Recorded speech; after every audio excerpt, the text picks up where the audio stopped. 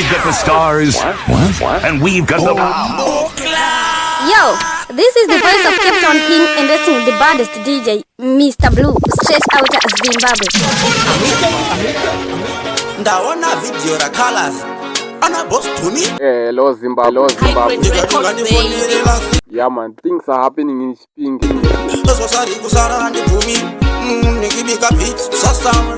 Musadiba, my name is Blessing Lakama aka Mr. Blue.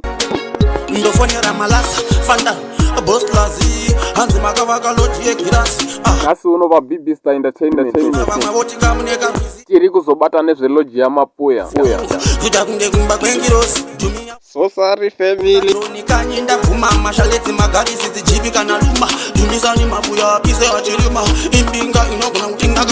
Tumisani mapuya waisa loji patonas apo muripo ere maketo. Fasta hotera tavura tapinda unda kemba kutodora uchida kuspera wakafarira zvinopera mushe badara zvamaje patipinge mapuya loji tavura hanzi uchida kuswera wakavharira watobhadhara kuitira kapana yapedza bhora tigare muteresi ndaongorora ndibosi tumi vanenge vabhadhara.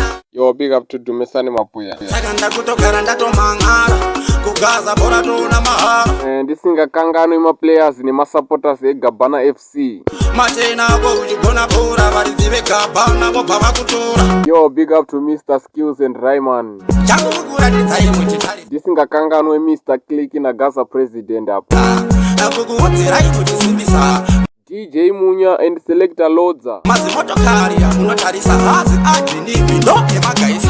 Yo, Dr. Prima shina akazi apo Fasta hotera tavura tapinda unda kemba kutodora Royal nema legendary.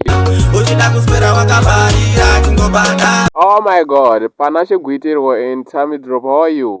zvamaje patipinge mapuya lochitavura Kafa Boy Mazo Savage. kuitira kapana yapedza bhora tigare muteresi ndaongorora Oh, Kimberly pa Cosmo City na Super pa Cape Town. ndibotumi vanenge vabhadhara. Yo, Tonde DP Munanzu Tina Agreement. zibegestilochi makatarisa zvidemyachi waka makatarisa Julius DK na Mupewa. chabati pamba makatarisa mangetenzi ebhora chizimbisa video rakalasi makatarisa Yo, big up Boss Yala nema Bandit S. kapana inotamba makatarisa List is endless. Big up to Chipinge Masi. nyangwe vanodhakwa nodhakwisa inini bostumisa kandasimbisa pasta hotera tavura tapinda undakengwa kutodora uchida kuspera wakafarira chingobhadhara zvamaje patipinge mapuya lochitavura kuitira kapana yapedza bhora tigare muteresi ndaongorora ndibotumi vanenge vabhadhara.